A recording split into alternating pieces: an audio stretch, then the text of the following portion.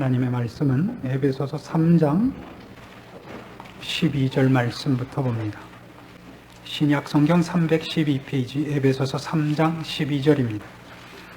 우리가 그 안에서 그를 믿음으로 말미암아 담대함과 하나님께 당당히 나아감을 얻느니라. 그러므로 너희에게 구하노니 너희를 위한 나의 여러 환난에 대하여 낙심치 말라. 이는 너희의 영광이니라. 우리가 벌써 오랫동안 여기 11절, 12절 말씀들, 사실은 조금 더 앞에 있는 말씀들부터 시작되었습니다만은 그 안에 포함되어 있는 하나님 말씀의 무궁한 내용들과 풍성한 내용들을 살펴보고 있는 중입니다. 오늘은 12절에 있는 말씀같이 하나님 앞에 당당히 나아간다는 말씀을 가지고 이제 신자들의 신자된 것들, 그리고 신자들이 마땅히 알아야 하고 소유할 문제들에 대해서 생각해 보려고 합니다. 앞에 있는 말씀같이 사도 바울은 하나님께서 그의 택하신 바 그의 자녀들을 향하여 갖고 계시는 계획의 지고한 내용들을 펼쳐 보이고 있고 그 안에 우리를 초대하고 있습니다. 그것은 아무도 생각지 못했던 하나님의 지혜와 능력의 작품이고 끊임없는 사랑과 열심과 집념으로 이루어지고야 말 원대한 계획이었다고 그럽니다. 기독교의 신앙 중에서 언제나 핵심을 이루는 것은 늘 죄입니다. 죄가 핵심을 이룬다는 것은 언제나 기독교의 목적은 인간과 하나님과의 연합, 화해, 교제 이런 것이기 때문입니다. 기독교의 중심 내용이 뭐냐 그러면 그것은 사실은 축복이 아닙니다. 그리고 기적도 아닙니다.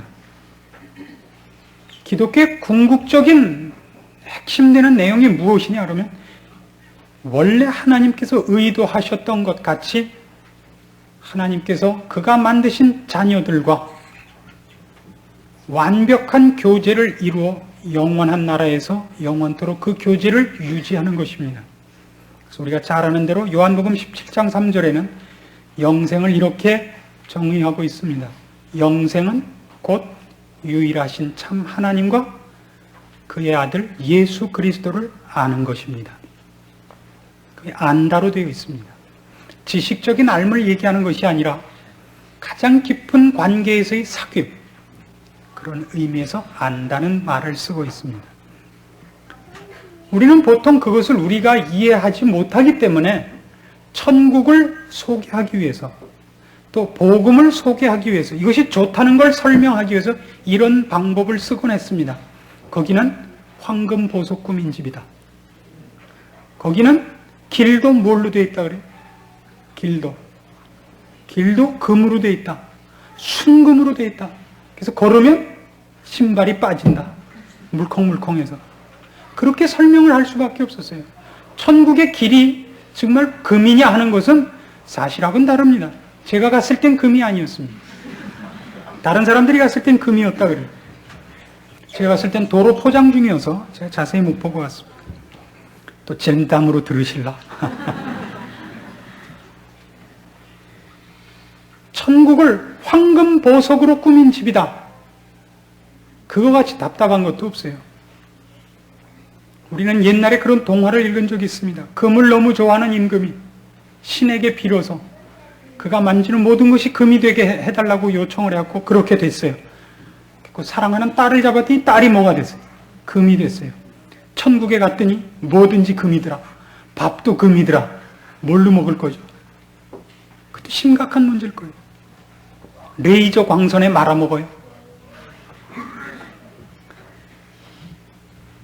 천국을 소개할 때 우리가 거기가 우리에게 좋은 곳이라는 개념을 위해서 동원된 단어들 때문에 훨씬 정확한 개념들이 이지러져 있는 것들이 많습니다. 그 중에 하나가 오늘 얘기하려는 이런 부분입니다. 즉 기독교의 가장 중요한 핵심되고 궁극적인 목표이고 내용이 되는 것, 하나님과 우리가 이제 연합하는 것. 우리는 하나님을 아버지라 부르며 하나님은 우리를 아들이라 딸이라 부르는 사이가 되는 것, 그것을 위하여 예수 그리스도께서 오셨고 예수 그리스도 없이는 그 관계를 회복할 수 없었다는 것이 성경의 전 내용입니다. 그리스도께서 오셔서 그 문제를 해결하셨고 우리는 그래서 이제 하나님 앞에 당당히 나아가게 되었다 그럽니다. 바로 그 얘기입니다. 우리는 하나님 앞에 나아갈 수 있는 담대함을 갖고 있고 당당히 나아갈 수 있는 권리를 획득했다 그럽니다. 이 문제를 놓고 우리가 이런 식으로 한번 얘기를 해보십시다. 이거를 하나님 앞에 지금 우리가 나가는 행위는 보통 기도로 이루어집니다. 지금은 아직 천국이 아니고 이 땅에 살고 있고 우리가 변화된 육신을 입은 때가 아니기 때문에 아직 그렇게 안 되어서 우리는 하나님을 기도할 때 만나는 적이 제일 많습니다. 기도를 실예로 들어서 이제 여기에 12절 속에 포함된 내용을 이제 좀 살펴보려고 하는 것입니다. 기도를 할 때 여러분을 가장 괴롭히는 것이 뭡니까? 기도를 할 때 여러분을 가장 괴롭히는 것. 기도를 할 때마다 우리를 괴롭히는 건 대표적으로 두 가지가 있습니다. 하나는 하나님의 임재를 인식하는 것이 어렵습니다. 기도를 할 때만큼 여러 가지 생각이 나는 때가 없지 않습니까? 평상시엔 안 나던 생각이 기도만 하려고 그러면 옛날에 봤던 닥터 집하고 생각도 나고 별별 생각이 다 나요. 마음의 행로 생각도 나고 기도하면서도 끊임없이 밥 타는 생각도 나고 옛날에 학교 다녔던 생각도 나고 기도는 하면서도 하나님의 임재를 인식한다는 것이 참 어렵습니다. 우리는 별로 중요하지 않은 사람하고 만나서도 집중되게 대화를 나눌 수 있습니다. 왜 그렇죠? 앞에 있기 때문입니다. 앞에 있으니까. 하나님 앞에서 우리가 얘기를 한다는 것은 이 세상에 있는 누구와 얘기를 하는 것보다도 중요함에도 불구하고 되지 않는 가장 큰 이유가 임재가 우리한테 이렇게 확실치 않기 때문입니다. 또 하나 어려운 건 이겁니다. 기도를 하려고 할 때마다 나 같은 것이 기도를 해서 응답이 될까 하는 자책감이 우리를 늘 약호 죽게 만듭니다. 그렇죠? 내가 한 기도를 받아줄 것인가? 기도를 하려고 그러면 기도를 하려는 마음속에 무슨 이상한 생각 나잖아요. 이런데도 이 기도를 이렇게 갖고는 안 될 것 같지 않아요? 가서 우라카이에서 수세미를 한번 닦고 와서 깨끗해진 마음으로 와서 해야지. 지금 이 마음 갖고 해갖고 받아질 것 같지 않은 생각.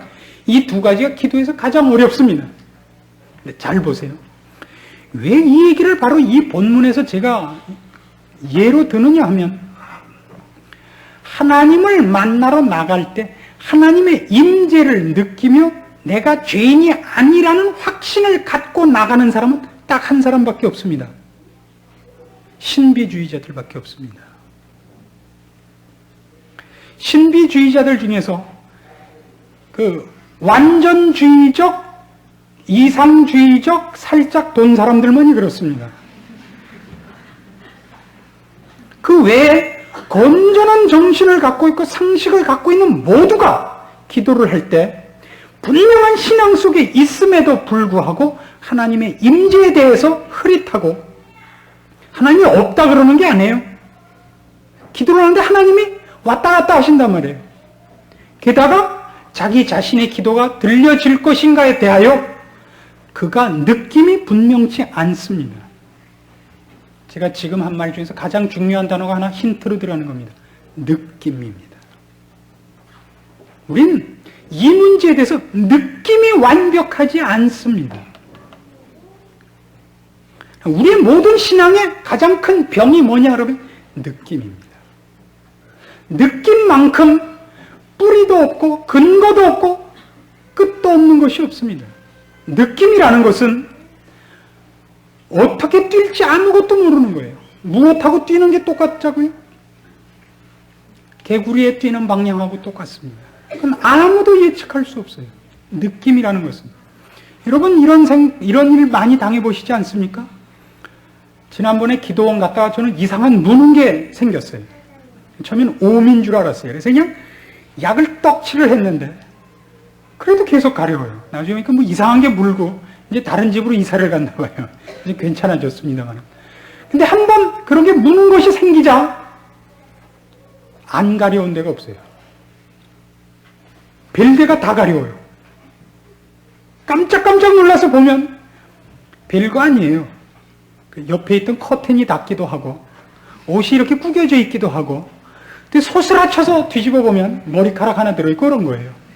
그러나 한번 그런 생각을 갖자 온몸에 두드러기가 난다고요. 별데가 다 가려워요. 우리가 느낌을 한번 이상하게 갖기 시작하면, 무서운 생각을 한번 가지면 모든 것이 무섭죠. 그렇지 않습니까? 버드나무를 보면 제일 무서워요. 어떤 영화를 보고 오면, 목 없는 미녀를 보고 온 그런 날은 버드나무를 보면 기분이 나쁘다고. 뭐든지 늘어져 있는 건 싫잖아요, 그런 날은. 그렇죠. 느낌이라는 거를 우리는 너무 많이 우리의 이 결정에 그 말하자면 비중을 많이 두고 있습니다. 느낌이 우리를 너무 많이 흔들고 있습니다. 기독교를 얘기할 때 신비주의적 색채를 강하게 띠는 사람들이 있습니다. 저는 예전에 이런 선배를 하나 본 적이 있습니다. 기도를 할 때 기도가 힘이 나지 않으면 그분은 이렇게 기도를 하고 난다고 저희한테 한번 권면한 적이 있습니다. 입을 벌리고 그러면서 기도를 한대요. 그러면 이런 헛김 빠지는 소리 같은 거는 어떤 감정의 극한에 다다르면 잘 나오는 소리 아니에요? 그럼 슬슬 감정이 북받쳐 올라서 열심 있는 기도가 나온대요. 그분은 정말 진담으로 한 것이고, 우리들도 대부분 기도를 시켜보면 어떤 기도를 좋아하느냐 하면 고함 지르는 기도들을 좋아해요. 여러분 어떻습니까? 통성기도를 한국 사람같이 좋아하는 데가 없습니다. 기도를 시키면 내용으로 기도를 하는 건지 크기로 기도를 하는 건지 모르게 돼요. 그래서 열심히 기도하는 동네에 가면 고함을 지르다 그것도 모자라서 드디어 손을 든다고요. 손을 그냥 들면 또 안 돼요. 힘껏 잡아서 나중에 끝나고 난 다음에 손바닥에 손톱 자국이 얼마나 깊이 났는가로 비교를 해야만 직성이 풀리는 민족이라고요. 왜 이렇게 하는지 아세요? 거긴 일종의 이론 근거가 있습니다. 기독교가 신비로운 종교라는 것 때문에 그것이 발상되고 있습니다. 기독교는 신비합니까? 안 신비합니까? 어떻습니까? 기독교는 신비한 데가 있습니까? 상식선입니까? 신비롭습니다. 신비롭다는 건 무슨 뜻이냐면 상식선을 초월한다는 것이지 비상식적이라는 뜻은 아닙니다. 비상식이라고는 뭐래요? 몰상식하게. 몰상식하다는 뜻은 아닙니다. 그렇죠. 상식을 거부한다는 뜻이 아니라 상식을 넘어섭니다. 그러나 잘 보세요. 하나님이 만일 신앙을 신비적인 것으로 전 내용과 방법을 요구하셨다면 성경을 주셨을 리가 없지 않습니까? 성경을 줬기보다 무엇을 주셔야 맞습니까? 성경을 안 주고 무엇을 줘야 맞습니까? 주문을 주셔야죠. 주문을. 그렇잖아요? 그래서 그 주문을 외우면 연기와 함께 꿈인 듯 아닌 듯 나타나셔야지. 성경은 말이에요. 여러분이 보시다시피 훨씬 상식적이고 이성적으로 쓰여 있단 말입니다. 내용이 상식을 초월한다는 것과 그것을 소개하고 설명하는 것이 신비롭다는 것은 얘기가 다르다고요. 그렇지 않습니까? 내용이 상식을 벗어나고 있습니다. 상식을 벗어난다는 건 내용의 범주가 자연계, 물질계를 벗어나고 있어요. 영원을 얘기하고 있고 영계를 얘기하고 있으며 내세를 얘기하고 있고 물질이 아닌 영적 존재들을 얘기하고 있습니다. 창조주를 얘기하고 있습니다. 그렇지 않습니까? 내용이 그렇다는 것과 내용이 신비로운 것들이 있다는 것과 그것을 신비로운 방법으로 설명하고 있다는 것과는 얘기가 다르다니까요. 그걸 어떻게 설명을 해요? 상식적으로, 이해할 수 있도록 설명을 한다고요. 하나님께서 하나님이심을 뭘로 증명합니까? 나는 하나님이다. 어느 날 메시 무슨 떡갈나무 밑으로 와서 제사를 지내놓고 무슨 주문을 외워라. 그렇게 안 돼 있어요. 이렇게 설명되어 있어요. 나는 너희 조상의 하나님이니, 나는 너희 조상 아브라함의 하나님, 이삭의 하나님, 야곱의 하나님이니라. 그 아브라함의 생애를, 야곱의 생애를, 이삭의 생애를 펼치고 계세요. 나는 너희를 구원할 하나님이니 내가 내 약속을 지킬 것을 이렇게 너희들에게 약속하겠다. 내년 이맘때쯤 너희에게 아들이 있으리니 그 아들 이름을 영선이라 해라. 뭐 이렇게 나오는 거예요. 제가 누구 이름을 냈죠 지금? 꼭 그렇게 하신다고요. 내가 너희를 구원하겠다. 내 아들을 보내겠다. 그를 누구에게 보내요? 동정녀의 몸으로 탄생케 한다고요. 그건 분명히 신비롭습니다. 그러나 잘 보세요. 처녀가 애를 낳는 것과 말이 애를 낳는 것은 어느 쪽이 더 신비롭습니까? 어때요? 말이 낳는 게 훨씬 신비롭죠. 그럼 하나님이 말에서 나게 할 수 있어요, 없어요? 있죠. 그럼 말이 아니고 여자예요. 남자도 아니에요. 애를 낳을 수 있는 사람에게다 기적을 도입해요. 기적인 것을 확인시키기 위해서 처녀로 한단 말이에요. 그 신비성을 아시겠습니까? 아브라함에게 100살이 돼서 애를 줘요. 그렇죠? 애를 낳을 수 없었을 때입니다. 부부가 다 더 이상 애를 낳을 수 없을 만큼 나이 들어서인데 그때도 애를 줄 때 몇 달 만에 낳아요. 그것도 10달 만에 낳아요. 아니 기왕 신비롭게 줄 거 짠 하고 그냥 낳지. 10달이라고. 그것도 그 속에서 우리가 발견해야 되는 게 뭐냐면 내용이 물질계를 초월하고 있는 것과 그 방법을 설명하기 위해서 하나님이 가능한 한 우리를 설득시키며 논리성 있게 전개하고 있는 것을 혼동하시지 말란 말입니다. 왜 이런 얘기를 자꾸 하는지 아십니까? 우리의 신앙에 우리의 근거들은 뜻밖에도 신비성들입니다.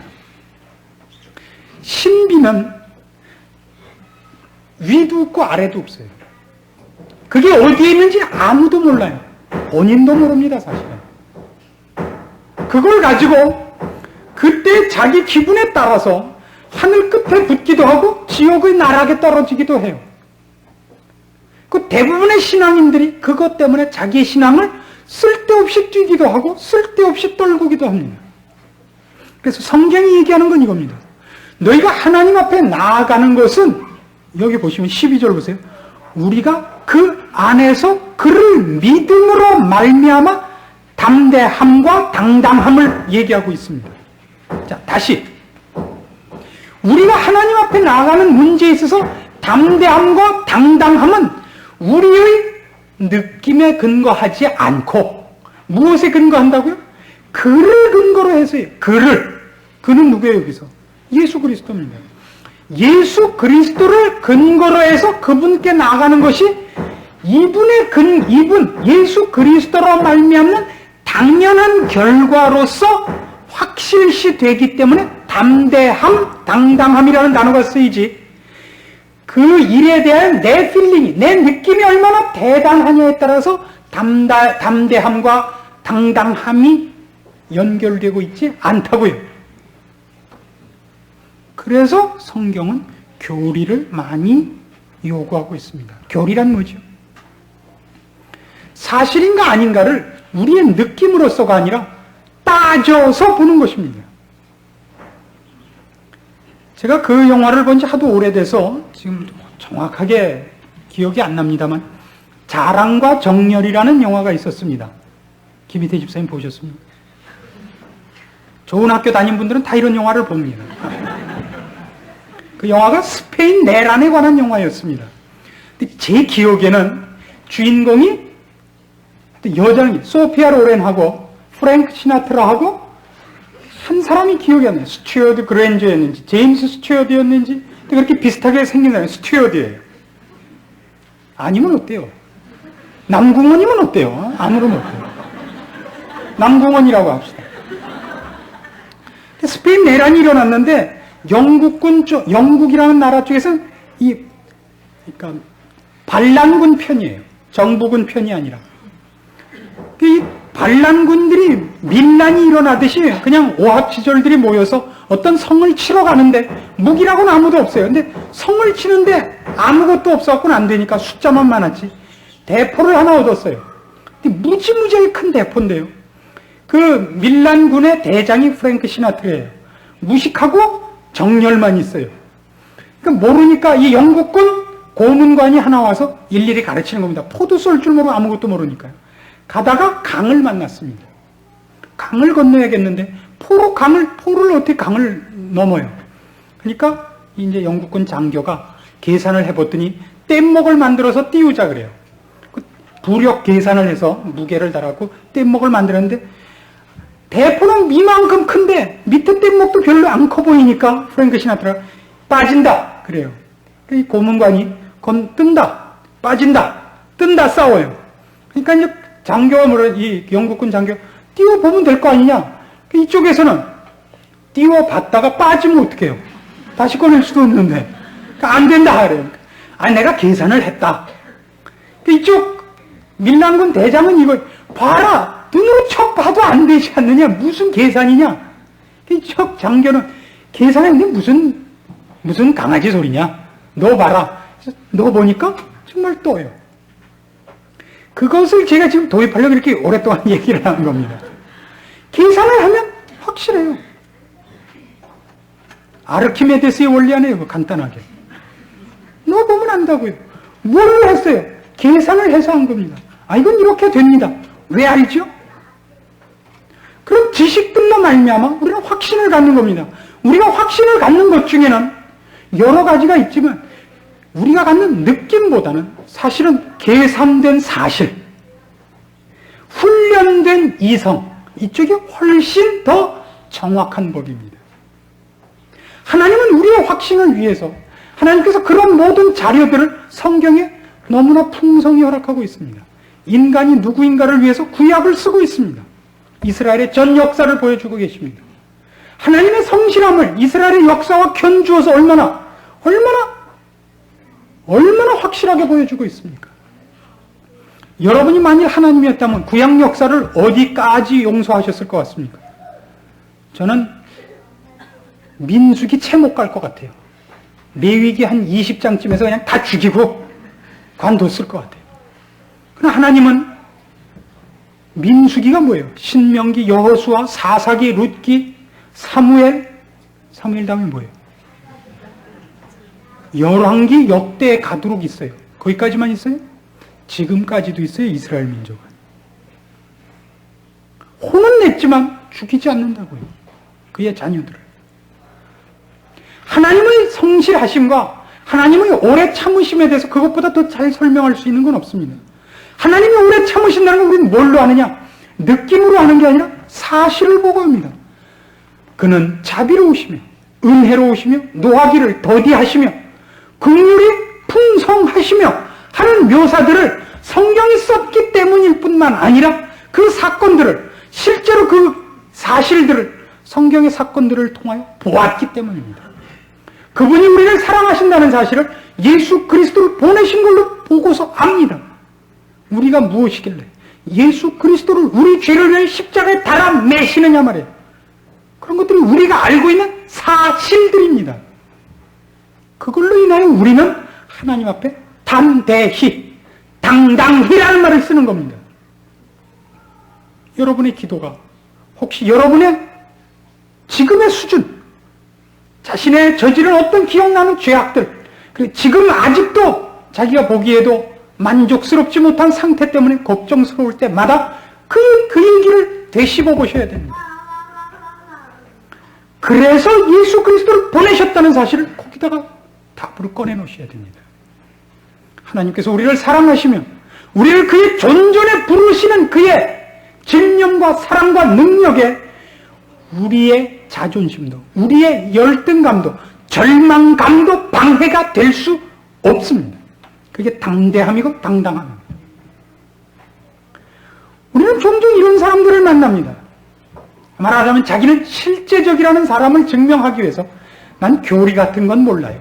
난 신학은 몰라요. 그러나 저는 하나 아는 거 있어요. 기도하면 하나님이 저를 들어주신다는 걸 알아요. 그걸 어떻게 알았죠? 간밤에 잘 때 하나님께서 와서 그렇게 가르쳐줬어요? 아니에요. 그가 그걸 아는 것도 성경 때문에 아는 거예요. 그렇지 않습니까? 성경 때문에 알았다는 것은 경험된 것뿐만 아니라 하나님께서 약속하신 것이 사실인 것을 나를 설득한 어떤 방법이 있었다는 뜻이에요. 나를 설득한 것이 개인적인 경험만으로 전부 설득된 게 아니라 설명된 것으로 있었기 때문에 성경을 통해서라는 말을 하는 거예요. 성경을 통해서라는 말은 그 설득이 말하자면 감정에 호소한 것 이상으로 이성에 호소한 게 있다는 뜻입니다. 설득은.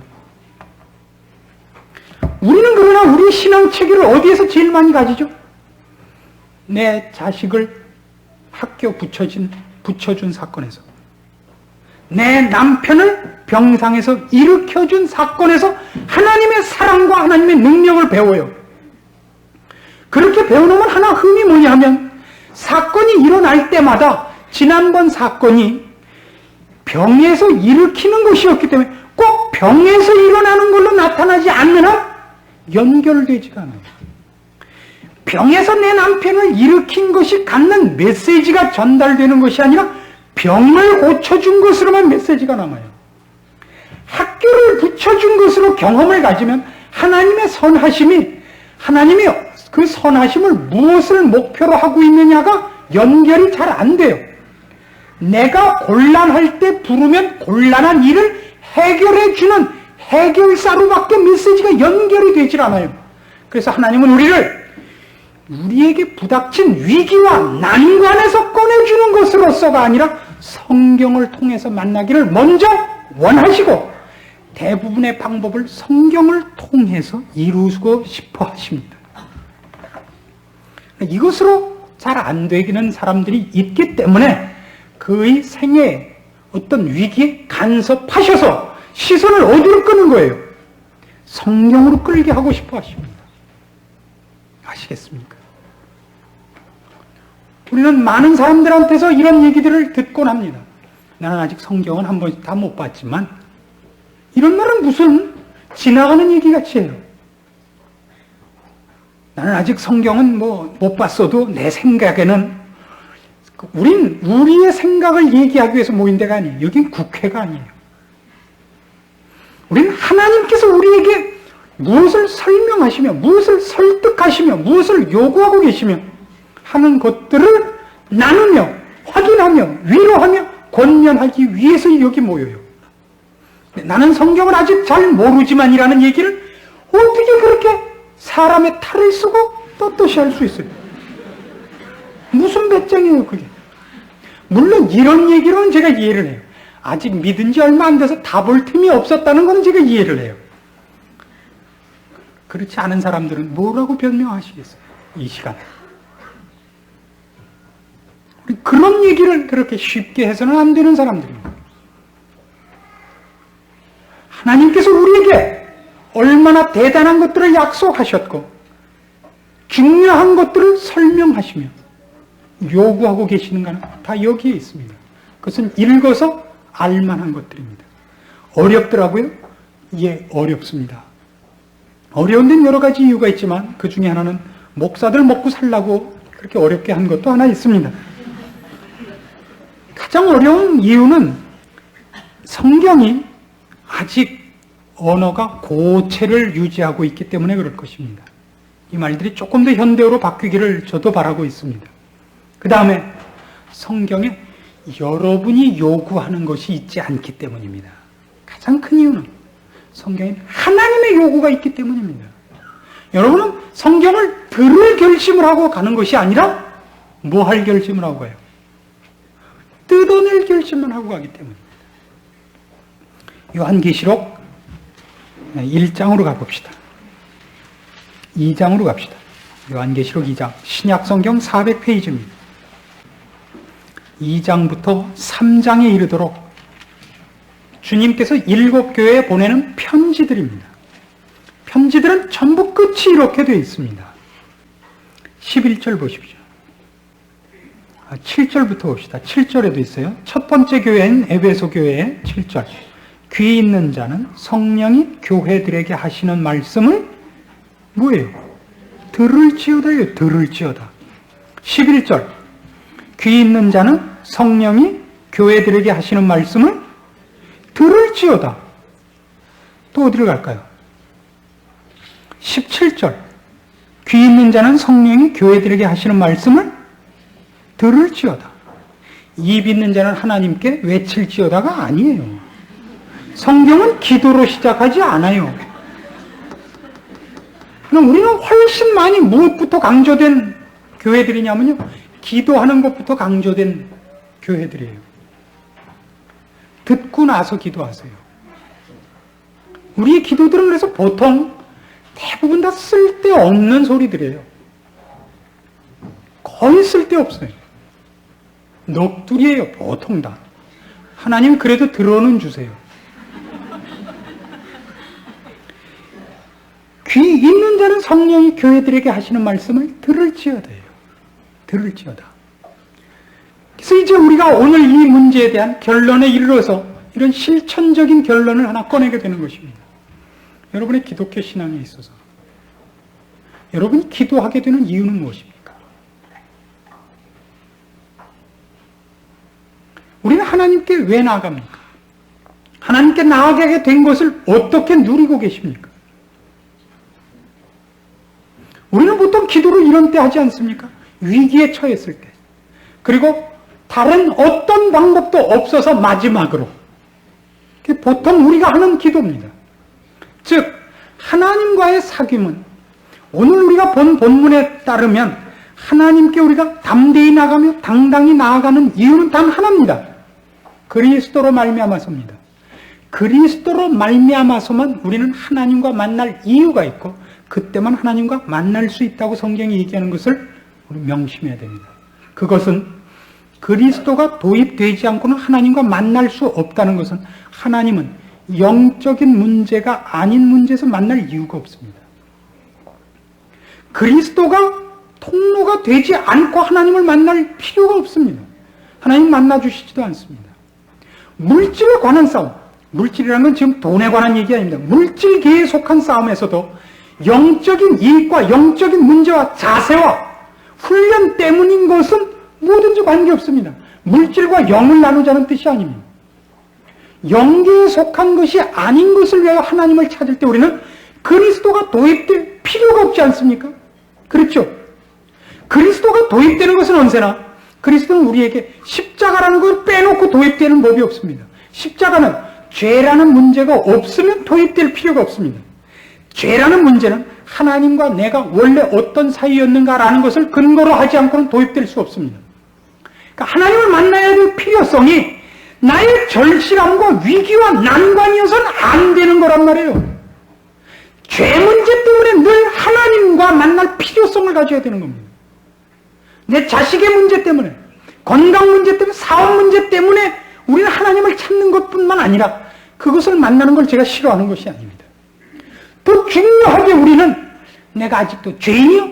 죄의 구습에서 벗어나지 못하는 문제와 하나님의 성결하심과 거룩하심의 초대에 마땅히 쫓아가지 못하는 문제에 대해 늘 하나님을 찾아야 되는 겁니다. 그 기도가 없잖아요. 그게 교회가 지금 힘을 잃고 있는, 그리고 신자들이 자신의 위치와 자신의 축복을 놓치고 있는 가장 큰 이유입니다. 기도할 거리는 절대 여러분의 생활 때문에 일어나서는 안 됩니다. 그걸 하지 말라는 것이 아닙니다. 우리는 언제나 하나님만이 우리 편이고 모든 것을 하나님께 구할 수 있고 하나님과 의논할 수 있습니다. 그것이 우리의 특권입니다. 그것보다 훨씬 중요하게 핵심되는 것은 죄와 영적인 문제 때문에 우리는 하나님을 찾아야 됩니다. 그것 때문에 매일매일 우리는 하나님께 들어갈 필요가 있습니다. 성결한 생활을 위해서. 영적인 문제 때문에 그를 찾으셔야 됩니다. 그 찾음이 없습니다. 여러분 중에 저에게 이런 고통을 호소하신 적이 있습니까? 어떻게 하면 더 거룩한 생활과 하나님 기쁘시게 하는 생활을 할 수 있을까요? 이렇게 물어보신 적이 있습니까? 그런 거 없죠.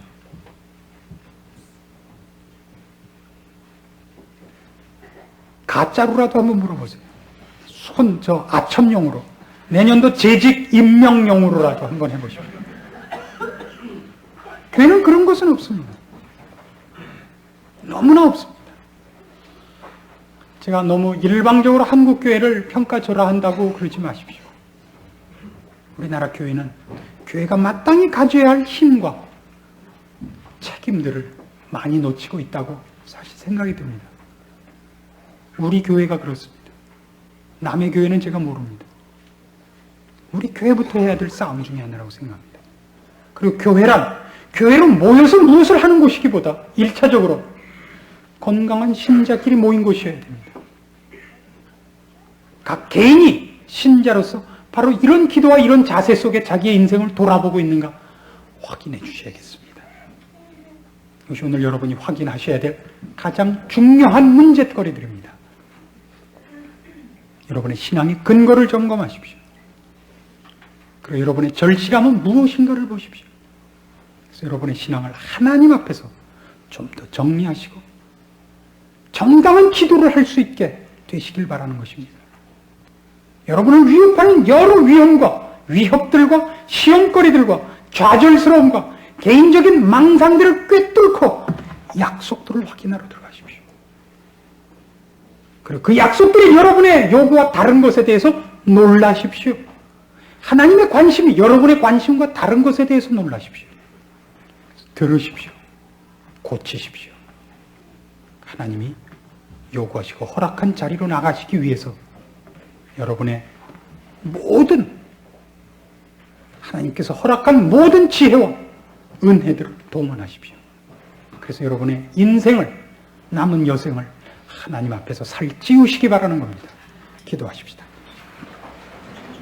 하나님 아버지 은혜를 감사합니다.